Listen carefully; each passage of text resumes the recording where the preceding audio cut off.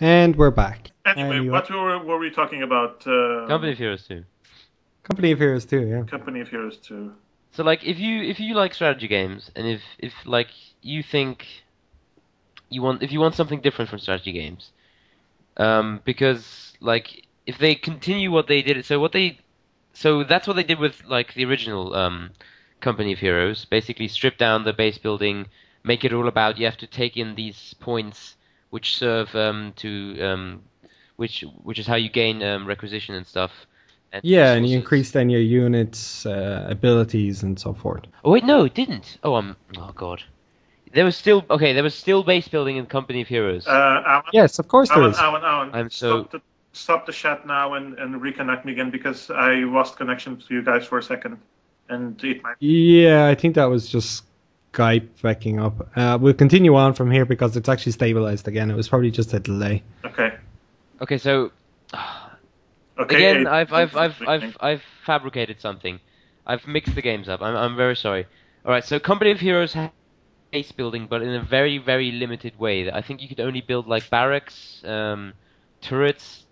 Like the emphasis was more on using your squads and the battle for the map because that's how you got your resources. So in Dawn of War 2, that's where they completely ditched base build. Yeah, That's how no, it that's was, different. exactly. Dawn of War is different. No, this one was all about what's it? It was map capturing points for resources. Yeah. That's the difference of the game, and it's still a great game, and it has a huge fan base. But I just see it as another World War game. I've played, if I'm going to play a war style game, I think I'm going to stick to Command and Conquer. I like fictional aspects in my RTS. Yeah. Then I recommend you try Dawn of War because it's actually Dawn of War. I love Dawn of War. I have Dawn of War. Dawn of War 2 and the expansion. Yes. Oh well then. The whole lot of them. They're fantastic because what they did there is brilliant. they basically brought RPG elements because in the so specifically in the campaign because there you took control of 5 like specialist squads. So you had like the sniper squad, the melee guys, the heavy weapons guy. And exactly. Yeah. you could level them up in different ways. You could even like level up the specialist, like the heavy weapons guys, to just use melee if you did it right. So like there was a lot of options given to you there on how you wanted to use your squads, and you even got loot and like items which drops after missions or from enemies randomly, which is pretty cool. I mean, I like going back to going back to like the menu screen every time you finish the mission and seeing like all the cool shit you've earned, and then equip your characters with it and go like, oh my god, he's now so much more powerful. It made me think back to like Diablo or Borderlands. Like it was the same sense of satisfaction you got from those. Yeah, I guess. So I'm really interested in Still what they not do with StarCraft. Company of Heroes 2. But it's out there, and it's obviously getting some big press at the moment. So Yeah, we do know it's being released. Company of Heroes. Yeah, 2. probably like I think the release is set for next year, and it will be set in on the Russian front. Apparently, the environment will play a big part. Which I mean, if you like look at it, not like even as cover, like even like the snow will affect how your units move and stuff. Which I mean, if you look at history, it makes a lot of sense because because that's how basically, a lot of words were lost. yeah, part of the downfall of the Nazi invaders because they underestimated the winter. So yeah, and it'll like continue their engine, which is really good looking. I mean, all of their games, regardless if you think they're interesting or not, they're really good looking games, and they do something which, like a lot of games should, especially strategy games, should strive to do, which is like this destructible cover. So like at the end of a match, the map can look completely different than when you started. So if you that's true. Yeah, it's a really nice aspect about that in some RTSs, and I agree with that completely. I like the way that you can destroy buildings to minimize cover if you have a good structural setup that your artillery is kicking the crap out of the area.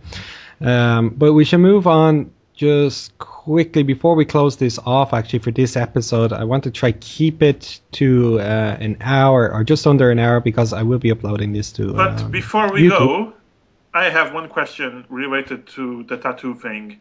If you guys had to pick a video game character to tattoo all over your fucking back, so like complete all over the back, the whole area there, what video game character would that be? Maybe a Reaper? If it was like pretty like designed to look awesome. I don't know. I'm surprised you didn't pick Morden. No, not Morden. I mean, come on, you wouldn't tattoo Morden all over your body. Maybe on like my heels or something. It's like haha, this is a funny tattoo. Well, now that I think of it, Reaper looks awfully a lot like a sperm. Especially, at the end of Mass Effect 1, when all those when like Sovereign is going into the Citadel, and the Citadel is closing, and he's like the only one that makes it in. Yeah. I had to think of like the soul sperm. I know what you're saying. Oh, come on, no. Yes, it was that had to be an analog, because all the guest ships even look like sperms. I think you've just ruined like a couple of thousand childhoods. Well, they had to learn this some way or another. I mean, really, it looks like the lucky sperm that's like, yeah, I'm gonna make it, whee! And then it even joins up with the Citadel, which is similar to how like the process. I wonder if they put that into their thought process when they were creating it. I don't. It wouldn't be that wrong, because that's basically what he's doing. He's opening. So generally, you're saying you'd put a Reaper all over your back. Maybe that's if it was like really badass looking, but I don't know. Still, like the sperm design now throws me off a bit. Yeah. I'm sure it wouldn't look that bad. The tattoo, it's a bit more metally than an actual. Even with color, like the blue and like a purplish hue, and the red eyes. Oh, look pretty badass actually. How about you, Allan? Would you tattoo an army of Bane wings or something? Consider it, maybe. No, I honestly cannot think of anything that would look good stretched across my back right now. Maybe like the broadsword from Final Fantasy VII or something iconic to me. I want to hear what you would do, Charlie. Probably tattoo Grunt. Grunt. Shepherd. So that's what everyone gets to see when you're on the beach, and like a menacing reptilian dinosaur man. I'm already a menacing reptilian dinosaur man. He just compliments me. Yeah. Part of me, man. This is my true self. Yeah, I don't know. It's a very good question. I'd be curious to see if any of you guys out there has some comments. What would you tattoo to yourself out of all of the games you've played that you would be proud enough to show off? I think you have to be a pretty strong fanatic of some game to choose first in the first place. But I would want something iconic and that stands out and that's actually badass. And I can't think of a video game character more badass than Grunt. Yeah, he is pretty badass. I think he would kick Kratos' ass, to be honest. Oh, don't even start that. What's the point of comparing two characters from completely two different universes and saying, well, he would obviously beat him in a fight? Rayman would totally kick the shit out of Commander Shepard. I'm just putting that out there. Rayman would kick the shit out of Commander Shepard. He would. Yeah, I know.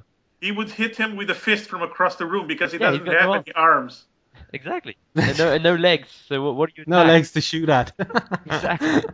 I was thinking like maybe the dragon from the Symbol Dragon Age. Oh yeah. At least that would look reasonably good as a tattoo on it. I'm not so like a big fan of like characters, more of like iconic symbolism, more like symbols. Yeah, like for example the mass relays on my arm. That would look pretty cool. 2 mass relays on each side. Yeah, exactly. A bloody Reaper on the back and the Citadel in the front. What the hell? On my fingers, if you know what I mean. Yeah. Okay. I see. I'm sorry. Somewhat. Yeah. Okay. We'll stop it there. I think before it goes to bit. Just quickly, like this EA Electronics had like this some sort of earnings conference, and Dead Space 3 has been pretty much confirmed, and there's a new Need for Speed. Oh, really? So okay, interesting. And I still have to play Dead Space 1 and 2. And I'm really looking forward to them because I didn't think they were as. I thought they were like good games, but I didn't know they were so good that so much people put them like. Resident Evil 4, basically. Yeah, they put them in this pedestal. When I saw that Dead Space 2 got nominated for so many Game of the Year awards 2011, I was surprised because I didn't know the game was that good to be a Game of the Year. For me, Game of the Year needs to be something. For something to be nominated Game of the Year needs to be something above everything else that year. Above the average. Yeah. Yeah. And Dead Space 2 got so many praise from so many people. I'm really looking forward to play them. As soon as I'm done with Rayman Origins and Uncharted 3. I like both. I like the second one more because I just felt that the first one was, like, in terms of story and gameplay, was not as exciting as the second one. And I think they do some really... Like, the second one moves more away from the horror element and is basically just, like, really intense. Like, that's one of those games where I was like, when I was finished after like a 2-hour session, I was like, fuck, man. Like, if I would smoke, I would like just take a pack of cigarettes and go like, one at a time, because Jesus Christ. And like, towards the end, it gets even more intense. And I was just like, edge of my seat, like, fuck. So it's, but it's a lot of fun. I really like the second game. Mm. There you go. Oh, yeah. Anyway, we'll call it there. Okay. No, we will. Okay. We'll call it there because we will continue on again next week. I will be uploading a few previous casts, but in general, be sure to check out the website, guys, GameSlushy.com, where you can find information on all of the stuff that we generally are talking about. Of course, thank you for watching and listening, and I will see you next time. Bye-bye. Say bye-bye.